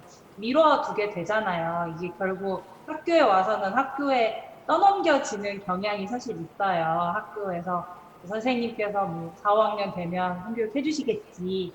학교에서 보건 시간에 선생님 설명해주겠지 하고 이렇게 넘어가는 경우가 많은데 이것도 아이들이 집에서 얘기를 해본 애랑 학교에서 처음 듣는 애랑 받아들이는 게 굉장히 다르고요. 이해하는 것도 굉장히 다르고요. 이거를 자연스러운 일로 받아들이는 친구가 있는 반면, 굉장히 막 무섭고 두렵고 준비해야 되는 일이고, 걱정스러운 일이고, 가정에서도 어른들도 얘한테 이걸 얘기를 해줘야 되는데, 준비를 시켜야 되는데, 내가 얘기하기는 부끄럽고, 아직은 조금 더 미뤄도 되지 않을까? 이렇게 계속 미뤄두고 싶어 하는 그런 지점들이 있어서, 이제 부모 교육 관련해서도 가정에서 양육자가 분명히 이런 성교육 관련한 부분에 대해서 먼저 이제 수행을 하고 이제 학교에서는 조금 더 이제 공적인 자리에서 이야기 나누는 과정으로 진행되면 좋겠다는 생각을 저는 하고 있습니다. 감사합니다. 저 같은 경우에는 그러니까 제 개인 SNS의 타임라인을 보면은 페미니스트냐 레디컬 페미니스트냐의 차이지 다들 이제 같은 어떤 방향성을 갖고 그 안에서의 어떤 자잘한 이제 다툼이 있는데 그런 것을 이제 되게 일상이라고 생각을 하고 살다가 이제 가끔 지역 맘카페 같은 데 접속을 하면은 진짜 깜짝 놀라는 거예요. 어느 날은 정말 놀랬던 게 왜 노브라를 하고 아이를 데리러 오냐 이거 너무 교육적으로 안 좋다 막 이런 글이 올라오고 그러면 댓글을 봐요. 혹시 다른 의견이 있지 않을까? 그러면 다들 꽤 비슷한 논조로 너무 보기 민망하고 아이들에게 부끄럽지도 않냐 뭐 이런 식의 이제 말들도 하고 그래서 이렇게 맘카페는 정말 필요한 정보가 있을 때 아니면 잘 접속을 하지 않게 되는데 그죠. 그래서 그러니까 되게 저는 약간 제 삶에서도 좀 간극이 커요. 이쪽과 저쪽이. 근데 일상적으로 자주 만나는 사람들 어쨌든 굉장히 보수적인 거죠. 전형적인 거고 그리고 집에서 아까 말씀하신 그런 유해한 콘텐츠를 사진에서 보여주고 연예인이라는 길이 있다는 거를 막 알려주고 춤을 따라하게 만들고 이제 그러고 이제 그것을 너무 즐겁게 소비를 하는 거죠. 그래서 참 우려스러운 그런 것도 있고 제가 여대를 다니는데 불과 한 3년 전부터 뭔가 페미니스트 운동 혹은 그런 이슈들이 좀 이렇게 수면 위로 많이 올라오게 됐잖아요. 3년 혹은 2년 만에 학교를 다시 갔는데 옛날보다 확실히 그런 탈코르셋을 하는 학생들이 너무 많아진 게 눈에 보이는 거예요. 그래서 기성세대 양육자들은 꾸준한 교육으로 뭔가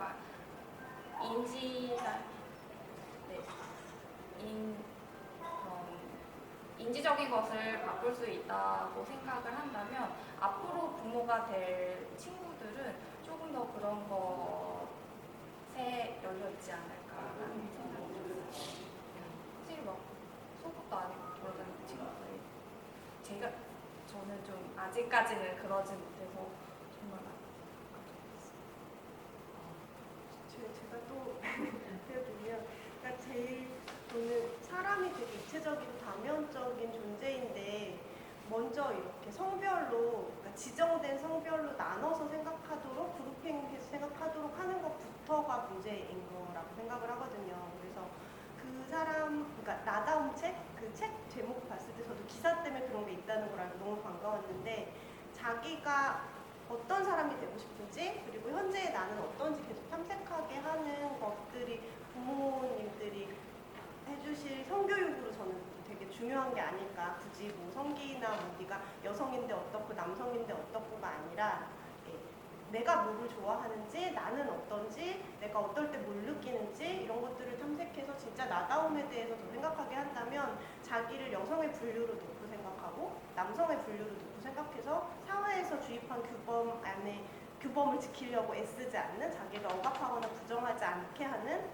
그런 것이 되지 않을까 해서 가장 근본적인 성교육은 그것이 됐으면 좋겠다고 생각이 들고, 아까 이제 말씀해 주신 것처럼 저는 몇 년 만에 대학을 갔더니 너무 놀란 게, 그러니까 막 페미니즘 리부트라고 하기 좀 전에 다 여학생들의 모습이 너무 비슷해서 깜짝 놀랐거든요. 다 긴 생머리에 막 다나의 아코디언 치마 입고, 그래서 너무 깜짝 놀랐어요. 그러니까 그렇게 다시 회귀하고 보수화가 된 거죠. 마치 교복시대처럼. 그랬다가 그나마 이제 지금은 탈코르셋이라고 명명을 하니까 그런 건데, 이전에, 그러니까 저도 옛날 세대 이전에는 더 다양한 차림새들이 있었거든요. 저도 막 머리를 민 적도 있고, 근데 그걸 굳이 탈코르셋이라고 해서 뭐 나랑 머리 안 민 사람을 너는 코르셋 아직 코르셋이야 뭐 이렇게 하지도 않고, 그러니까 더 이렇게 개별성이 다양한 어떤 자신들의 선택들이 그냥 자연스럽게 인정됐다가 그게 오히려 안 되면서 이제 이런 일들이 생기고, 그걸 굳이 탈코르셋이라고 하고, 탈코르셋과 아직 코르셋 진영이 막 나뉘어서 싸우고 이렇게 된 게 너무 슬프기도 하면서, 그래서 다시 이야기 들어가면 어딘가에 속하는 거가 중요한 게 아니라 나에 대해서 탐구하고 내 감각에 좀 더 집중하고 나를 존중하는 것, 그게 어린 시절에 특히 이뤄져야 되는 어떤 교육이고, 그게 바로 성교육이지 않을까 생각을. 아까 이제 유미나 선생님께서 굉장히 자연스럽게 성역할을 보여준다고 말씀하셨잖아요. 그래서 아까 관장님도 얘기하시고 서한 선생님도 막 이렇게 당연하고 팔꿈치를 얘기하듯이 얘기한다라고 한 것처럼, 제가 생각할 때는 이게 성교육이라고 하니까 뭔가 지식을 되게 전달해서 그것들 전문적으로 알려줘야 될 것 같다고 생각하지만, 사실 정말 감수성의 문제라는 생각을 많이 하거든요. 그러니까 뭐 예를 들면은 저는 지금 대학에 있는데 아이들한테 약간 조금이라도 노출되거나 이런 것들을 보여주거나 작품들을 보여주다 보면 어느 순간 좀 막 부끄러운 작업들을 보여주게도 되잖아요. 물론 조심은 하지만. 그러면 다 알아요. 이성적으로는 내가 여기서 부끄러워해서 안 된다는 거를 모두가 다 알고 있지만 그 당혹스러움을 숨기기가 쉽지가 않은 거예요. 남자아이든 여자아이들이든. 그래서 결국에는 이것들이 내가 정확하게, 아이들도 마찬가지지만 이성적으로 안다는 게 중요한 게 아니라 그것들을 좀 자연스럽게 내가 그런 것들을 새롭게 접하거나 혹은 낯설어하거나 이상하게 생각하지 않는 감수성을 기르는 게 되게 중요하고, 그런 감수성은 사실 일상에서밖에 길러지지가 않잖아요. 어떻게 딱 각 잡고 하루 만에 교육을 해서 길러지는 거가 아니라고 생각하거든요. 그래서 그게 또 전시도 이렇게 아까 얘기하신 것처럼 문화생활도 많이 접하면서 말씀하신 것처럼 이런저런 것들을 많이 알게 되면 훨씬 더 그것들을 자연스럽게 체득하게 되지 않을까 그런 생각이 듭니다. 그래서 그 원인에 대해서 조금 더 생각해 볼 필요도 있는 것 같은 게, 부끄러움을 느끼는 이유가 괜히 82년생 김지연이라는 그래도 82년생이라서 공감을 가는 부분이, 이제 엄마 역할을 안 해봤지만 저도 느껴요. 왜 부끄러운지는 82년생 딱 요 세대들은 어릴 때 근대적 유교 교육을 받은과 동시에 사회적인 독립적인 여성의 교육이 두 가지를 동시에 받아요. 당연히 충돌을 하죠, 내면에서. 그래서 지금도 어떻게 해야 하는지 알지만 쉽지가 않은 거예요. 여전히 성은 부끄럽고 어디 가서 컨디션이 안 좋아 보여요 하면 생리 중이에요 하면 되는데 그 말을 할 때 몇 초가 걸려요. 그래서 이제 왜 그런지를 정말 저희부터 알아야 된다는 생각이 많이 해요. 그래서 저는 선생님들께 여쭤보고 싶은데요. 지금 딱 그 세대가 지금 현재 아이들의 부모의 세대일 건데요. 부모님들과의 이런 부분의 소통에서 현장에서 느끼시는 어려움이나 아니면 인상적이었던 부분이 있나요? 일단 제가 보호자분이랑 상담한 거를 공개적으로 이야기하는 것은 직업윤리에 어긋나는 일이라서 그 부분은 말씀드리기가 조금 곤란한데, 근데 아까 지금 말씀해 주신 부분이 전 되게 중요하다고 생각해요. 저희가 어떤 성이라던가 성평등 이슈에 대해서 어떤 반응을 보일 때에는 거기에 원인이 되는 어떤 경험들, 공통적인 세대의 경험들이 좀 자리하고 있는 경우가 많잖아요. 그러면 지금의 세대의 어린이들은 우리랑 굉장히 다른 경험 속에서 살아간다라는 거를 이해하지 않으면 지금에 벌어지고 있는 여러 가지 현상들을 이해하기도 좀 힘들 것 같다는 생각이 들었어요. 지금 세대의 어린이들은 저희와 비교도 할 수 없는 정도의 사회적인 압력과 또래 압력 속에서 살아가고 있다라는 생각이 든 게, 이제 네트워킹이 워낙에 촘촘해진 시대잖아요. 그리고 끊임없이 자신의 모습을 찍어서 공유하고 이렇게 할 수 있는 시대이고요. 그러다 보니까 사실 탈코르셋 이슈를 방금 얘기를 하셔서 생각이 났는데, 초반에 이제 저는 탈코르셋을 한 모습이죠. 초반에 저도 그 이슈가 좀 이해가 안 가는 부분이 있었어요. 저것도 굉장히 획일적으로 하는 거 아니야? 나도 자유롭게 내가 커트 친 적 있었는데 저렇게까지 할 일인가? 라는 부분이 좀 이해가 되지 않더라고요. 근데 최근에 어린이들 사이의 문화나 중고교 페미니스트들을 만나면서 그 생각들이 좀 바뀌었던 것 같아요. 저희 같은 경우에는 사실 초등학교 때 화장을 아예 안 했던 것은 아니지만 화장을 안 하는 아이들이 다수인 환경에서 생활했던 것 같아요. 중학교, 고등학교로 올라가면 그 비율이 조금 늘어나기는 했지만 어쨌든 그 또래 집단 안에서 화장을 하는 아이는 약간 뭐랄까요? 날라리 같은 아이, 노는 거를 좋아하는 아이라는 그런 정도의 공동 인식이 있었던 것 같아요. 그러니까 저한테는 제 인생의 성장기에서 화장을 안 하는 게 괜찮은 선택지였던 경험이 있었던 거예요. 근데 지금의 아이들은 완전히 달라요. 화장을 안 하는 아이가 이상한 애고 찌질한 아이고 뭔가 부족한 아이로 여겨지고요. 그리고 그 관련된 이미지를 끊임없이 주입받을 수밖에 없는 환경에서 생활해요. 스마트폰을 계속 들고 살잖아요. 근데 거기 안에서 내가 존재감을 드러낼 방법은 그냥 있는 것만으로는 온라인 세상에서 존재감을 드러낼 수 없어요. 댓글을 달아야 되고 내 사진을 올려야 되고 무언가를 공유하는 방식으로만 존재감을 제시할 수가 있는데, 그 중에서도 이제 강력한 존재감을 드러낼 수 있는 건 나의 모습을 찍은 사진 그리고 영상이겠죠. 근데 모습을 찍은 사진이나 영상은 너무 쉽게 평가의 대상이 되잖아요. 물론 친구들끼리는 보통 긍정적인 내용의 평가를 하죠. 너 참 예쁘다. 그 새로 산 틴트 잘 어울린다. 너 날씬하다. 근데 그런 것들이 아이들한테 어떤 영향을 줄지를 생각해 보면 우리가 생각하는 그냥 자기 자유롭게 자신이 선택하면 되는 거 아니야? 라고 말할 수 있지만 지금의 아이들한테는 그 자유롭게 선택을 할 수 있었던 시기가 너무너무 짧았어요. 늘 여성성이라는 압력에 짓눌리면서 학창시절 전체를 거의 다 보냈다라고 생각을 하셔도 좋을 것 같아요. 그리고 저도 이제 탈코르셋을 수행을 하면서 깨닫게 된 사실이 있는데요. 그 아까 이춘현 선생님 말씀하신 것처럼 저도 이제 굉장히 짧은 머리, 거의 삭발에 가까운 그런 머리 모양을 했던 적이 분명히 있었거든요.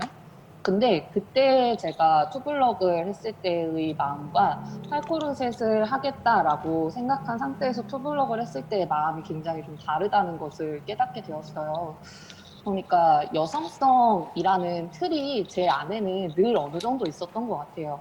제가 어떤 모습을 택하던지 간에 그래도 어쨌든 나는 여성성이라는 틀 안에서 움직여야 된다라는 생각이 좀 무의식 중에 있었던 것 같은 생각이 들거든요. 그래서 이제 저한테는 하이힐보다는 부츠가 편한 신발이었던 거죠. 운동하는 나의 바운더리가 아예 아니었기 때문에. 근데 탈코르셋을 수행을 해보면서 제가 탈코르셋을 막 해야 되고 아이들한테 롤모델이 되기 위해서 이런 모습을 유지를 해야 돼. 나는 고통스럽지만 꼭 이런 모습으로 해야 되겠어 라고 해서 하는 것이 아니라 처음으로 제가 이런 머리 모양을 하고 있는 것에 대해서 불편함이 느껴지지 않았어요. 처음부터 그랬느냐? 당연히 아니죠. 제가 머리를 자르니까 뭐 주변에서 무슨 얘기 들었겠습니까? 실험부터 시작해서 이제 시집은 어떻게 가려고 온갖 얘기 다 들었겠죠. 어린이들도 선생님 긴 머리 때가 더 예뻤는데 선생님 머리 이제 다시는 안 길러요? 선생님 왜 화장 안 해요? 오늘 아파 보여? 이거 다 얘기 들었어요. 근데 이 모습을 그때는 이제 그런 말들이 신경 쓰였던 것 같아요. 근데 탈코르셋을 하겠다라고 마음을 먹고 그다음에 내 몸의 선택지를 여성성을 벗어난 것까지 확장을 시키고 나니까 그런 사회적인 압력에 의한 불편감보다 그냥 내 몸 자체가 너무 편한 것이 더 큰 이득으로 느껴지는 거예요. 이전에는 그게 큰 이득으로 느껴지지 않았어요. 왜냐하면 난 여성성을 지켜야 된다는 고정관념 내 안에 있었기 때문에. 근데 그게 고정관념이라는 걸 깨닫고 나서 수행을 했을 때에는 몸의 편안함이 더 크게 느껴지더라고요. 지금의 청년들이 탈코르셋을 하는 것은 이런 경험일 거라고 저는 생각을 하고 있어요. 그래서 이전 세대 저도 이제 포함이 되겠죠. 나는 그때 그냥 커트 치고 자유롭게 살았었는데 나는 화장 안 하고 살아도 뭐 괜찮았었는데 랑은 조금 다른 좀 경험이라는 것을 얘기를 드리고 싶었고 그런 면에서 이제 어린이들이 겪는 사회적인 압력도 굉장히 큰 편에 속해요. 그래서 가정 내에서 이제 성평등 교육을 하고 학교에서 성평등 교육을 하고 한다고 하더라도 아이들이 그 신념을 지키고 살아가기에는 너무 다양한 압력을 맞닥뜨린다는 점을 좀 말씀을 드리고 싶어요. 그러면 거기에 대해서 언어화해서 가르치는 게 더 중요하다고 생각해요. 체화하기에는 우리를 제외한 모든 아이를 둘러싼 모든 환경이 여자다운 건 이런 거야 라는 목소리를 내고 있는 상황이에요. 저희가 얘기하는 것만으로 체화되지 않아요. 그렇기 때문에 아이들한테 언어화해서 이것이 어떤 의미로 내가 너한테 제시한 것이다. 그냥 이 이미지 자체를 보여주고 쓱 넘어가는 게 아니라 세상에는 여성의 이미지를 이러저러하게 보여줘. 근데 이 이미지는 어떤 차이가 있는 것 같아? 라고 언어화하는 과정이 필요한 이유가 체화가 너무 힘든 환경이라서 그렇다고 생각을 해요. 거기다가 아이들이 분명히 맞닥뜨리겠죠? 너는 여자애가 왜 그러고 다니냐? 라는 이야기를 나를 벗어난 환경에서 맞닥뜨릴 거고 자기 친구들을 통해서 맞닥뜨리게 될 것 같아요. 근데 그런 상황에서 아이가 대항할 언어가 없다라고 한다면 그냥 그 생각으로 좀 더 편안한 생각 쪽으로 갈 가능성이 높겠죠. 주변의 모든 사람들이 다 여자다움은 이런 것이다 라고 얘기하는데 엄마 한 명, 교사 한 명이 다른 이야기를 한다고 해서 나는 그 말이 올바르니까 그걸 선택하겠어 라고 하는 아이는 소수일 거라고 생각해요. 그래서 언어도 만들어줘야 되고 그 아이가 아까 전에 맘카페 들어갔을 때 어색하다 이런 거 얘기하셨던 거 정말 공감이 되거든요. 근데 그러려면은 맘카페 말고 다른 지지 기반, 내가 성평등한 그런 이야기를 나눴을 때 환영받을 수 있는 지지 기반이 필요하다고 생각해요. 어린이들한테도 그렇고요. 그런 것들을 다 같이 만들어줘야 하지 않을까. 단순히 아이들한테 어떤 거를 보여주고 체화할 수 있도록 다양하게 이미지를 보여주고 만으로는 지금의 환경이 너무 기울어져 있다라는 지점을 좀 말씀드리고 싶었습니다. 네, 감사합니다. 제가 너무 이렇게 축약해서 훅 이야기하는 바람에 근데 이제 선생님께서 잘 이야기해 주신 것 같아요. 그러니까 저는 탈코르셋이라는 언어나 탈코르셋 운동의 의미가 없다는 게 아니라 그 다음 단계로 갔으면 좋겠는 좀 조급한 마음이 있는 것 같아요. 그러다 보니까 이제 그렇게 이야기를 했는데 선생님께서 제가 실수를 한 바람에 잘 풀어서 이야기를 해주셔서 네 감사합니다. 네네. 자, 그러면 이제 그 마지막 단계로 두 분은 두 분의 이슈를 꺼내셨기 때문에 작가분 두 분의 이슈와 그리고 미술관에 계시는 큐레이터님의 이슈를 들어보는 걸로 하고 이제 마무리를 하도록 할게요. 선생님이 오늘 대화하시고 싶은 이슈가 이미 다 하셨다면 넘어가셔도 됩니다. 아닌데 지금 하시고 싶은, 던지고 싶은 이슈가 또 있으신가요? 지금 모던 패밀리 전시에 제가 출품한 작업은 2017년에 페미니스트 카페 두잉에서 했었던 오직 아름다울 것이라는 전시에서 했던 작업들인데요. 그러니까 외모지상주의에 대한 이야기인데 사실 여태까지의 이야기와 연결되는 것 같아요. 그래서 사람을 이제 성별을 두 개만 구분해서 여성 박스에 넣어서 여성의 외모는 이래야 된다. 그리고 여성은 주체라기보다 보여지는 대상이다. 이미지로서 존재하라. 여성은 오직 아름다울 것이라는 정원 명령이 있잖아요. 그거를 계속 수행하도록 어렸을 때부터 요구를 받기 때문에 지금 이제 어린이들에게서도 우리가 이런 고민을 하게 되는 것이고, 그래서 그런 요구를 계속 받아서 계속 이미지로 존재하고 이미지로 스스로 만들 수밖에 없게 되는 이 압박을 받는 청년들이 느끼는 것들이 어떤 것인지를 좀 작업으로 표현하고 싶어서 했던 작업이에요. 그래서 저는 계속 우리가 공교육에서 혹은 이 사회에서 기준이 되는 보는 눈이 주체가 누구인가를 좀 계속 돌이켜서 상기시켜서 이야기를 해주는 게 되게 중요하다고 생각을 해요. 그래서 우리는 다 서양의 것들을 기준으로 가져왔는데 서양의 근대화, 그러니까 모든 기준들을 만들었을 때가 백인 지식인 남성들의 시스젠더 이성애자 남성들의 눈이었고, 그들에게 여성이라고 분류되는 사람들은 되게 대상일 뿐이고 그들을 위해 존재하는 사물과 다른 바가 없었기 때문에 지정성별이 여성으로 되는 순간 그렇게 큰 거잖아요. 그 사실은 시각 문화들을 통해서, 그리고 우리가 받게 되는 모든 것들, 특히 문학 같은 경우에도 되게 그런 게 너무 많았거든요. 저는 문학을 너무 싫어했는데 왜냐면 다 화자가 남성이고 이런 거죠. 그래서 지금 말이 좀 이렇게 하지만 교육이랑 계속 연결시켜 생각할 때 자기가 선 자리, 자기의 눈으로 볼 수 있게 돕는 교육을 어떻게 할 수 있을까, 예술이 그걸 도와주는데 되게 큰 역할을 할 수 있을 거라고 생각하고요. 저의 전시는 몸으로 직접 경험해야 되는 전시인데 이제 이번에는 온라인으로 하느라고 그게 잘 어려울 것 같아서 좀 아쉽지만 그런 고민들을 했다는 것들이 작업을 통해서 조금이라도 전해졌으면 하는 바람입니다. 네, 감사합니다. 저는 이 토크를 준비할 때 되게 할아버지처럼 정직하게 준비를 해왔었는데 이 모든 내용들이 다 앞서 말이 다 나왔던 것 같아요.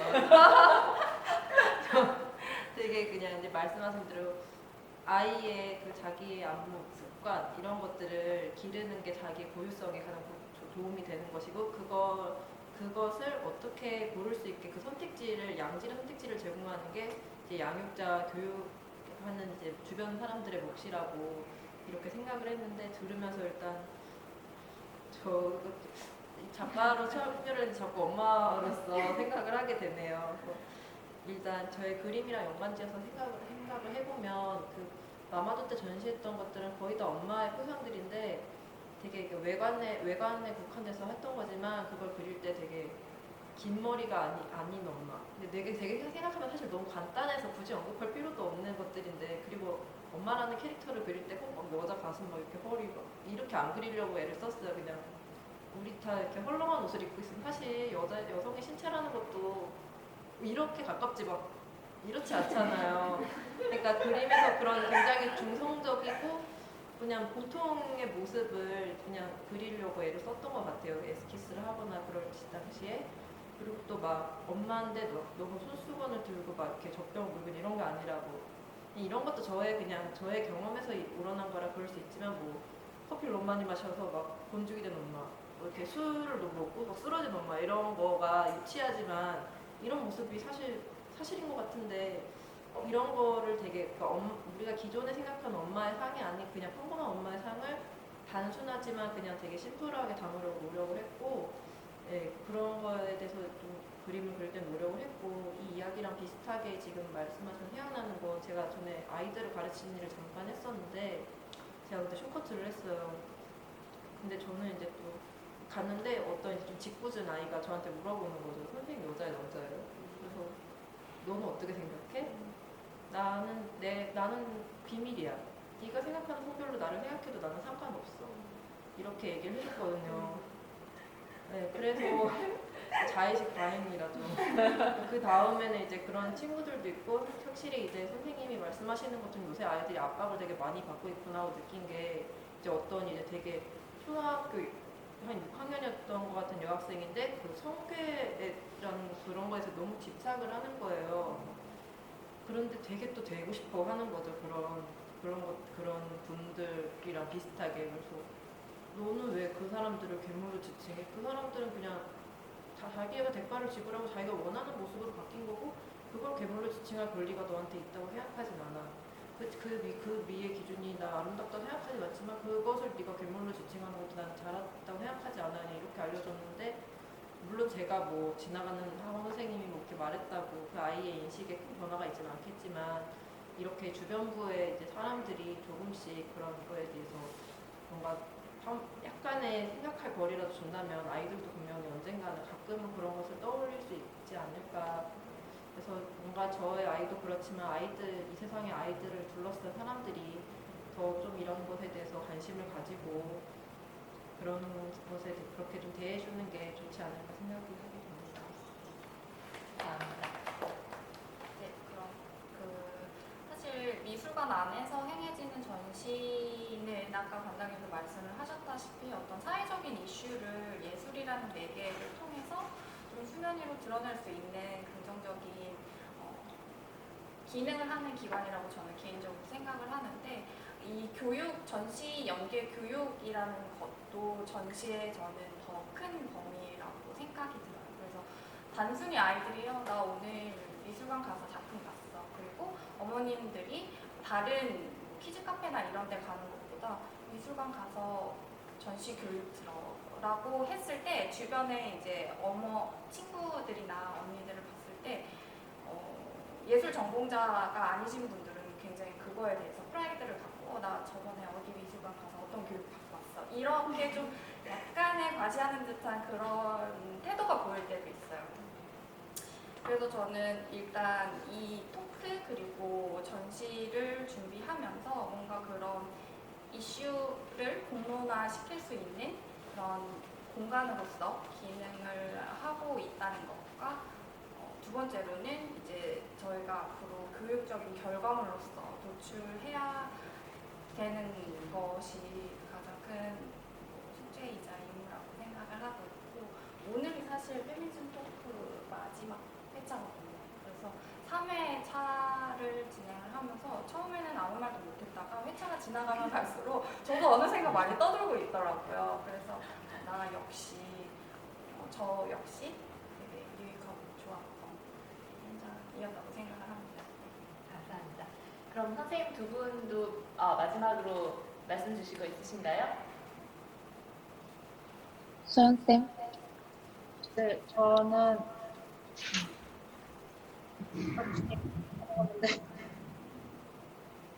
네, 일단 예술 기관에서 교육적인 목적을 가지고 페미니즘 전시를 한다는 게 일단 굉장히 서은수 선생님도 말씀하시지만 굉장히 반가웠어요. 그런 경험이 저도 없었고 제가 아이들에게 제공해줄 기회도 없었기 때문에 이번 기회를 통해서 아이들이 다양한 미술 작품을 만나볼 수 있다는 것이 굉장히 기대가 되고요.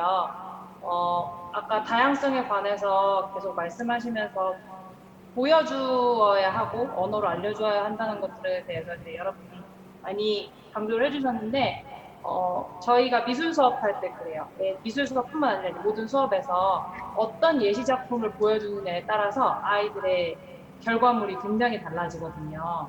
아이들은 보여준 걸 따라하고 싶어 해요. 아직 이제 정형화된 기관 안에 있고 선생님이 제공해주는 수업 자료에 맞춰서 정답을 말하는 게 잘 수행한 과제라고 생각을 하기 때문에 선생님들이 보여주는 예시 작품을 따라하는 경우가 굉장히 많거든요. 그렇기 때문에 저희는 최대한 다양한 종류의, 다양한 방식의 그런 예시물을 보여주고 아이들이 다양하게 자기 생각을 펼치도록 할 수 있려고 애를 쓰는데 사실 쉽지는 않아요. 아이들이 본 거 이상을 하기 어렵더라고요. 물론 성인도 마찬가지지만요. 그래서 이번 전시가 아이들에게 새로운 생각을 할 수 있도록 만들어주는 그런 지점이었으면 좋겠고요. 네네. 그러면 이것으로 모던 패밀리 교대 프로그램 토크 시간을 마치도록 하겠습니다. 두 분 선생님 참여해 주셔서 너무 감사합니다.